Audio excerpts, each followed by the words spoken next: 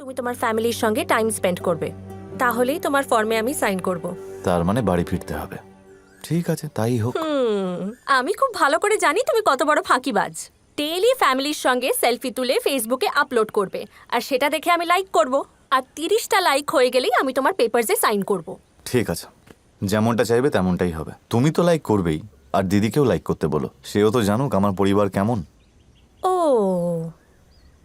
আচ্ছা, আমি একটা সত্যি কথা বলবো তোমাকে, যে আমি আমার সিস্টারের ব্যাপারে বলেছিলাম না, ও আসলে এক্সিস্টই করে না। হ্যাঁ মানে সরোজা দেবী এক্সিস্ট করে না?